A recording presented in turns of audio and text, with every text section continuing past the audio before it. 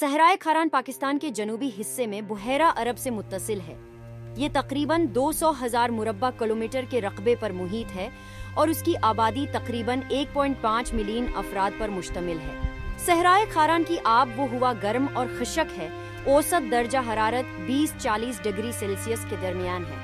صحرا میں بیت کم بارش ہوتی ہے، اوسطاً 10 سینٹی میٹر فی سال سے کم۔ یہ ریگستان پاکستان کے دوسرے جوہری تربے چاویٹو کا مقام تھا جو 10 مئی 1949 کو کیا گیا تھا۔ کما پشی کی وجہ سے زمین زراعت کے قابل نہیں ہے۔ پیشہ بنیادی طور پر زراعت اور کھیتی باڑی ہے۔ خطہ بنیادی طور پر خشک سرمئی بھوری ریت ہے جو پھیلی ہوئی ہے۔ سکندر اعظم نے اس علاقے میں سفر کیا۔ وہ تاریخی درہ خیبر سے وادی سندھ میں داخل ہوا تھا اور پورس کو شکست دینے کے بعد 4 صدی قبل مسیح میں اس نے واپس بابل کا راستہ بنایا اور صحرائے خاران سے گزرا۔ اس وقت اسے کیڈروسیا کہا جاتا تھا، موازنہ کرنے کی کوشش میں خود سائرس عظیم کے خلاف جو کبھی صحرا سے گزرا تھا۔ صحرائے خاران جنوب مغربی پاکستان میں ایران کی سرحد کے قریب واقع ہے۔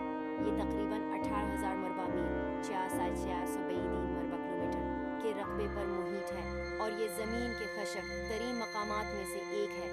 صحرا میں درجہ حرارت 122 ڈگری فارنہائٹ 50 ڈگری سیلسیس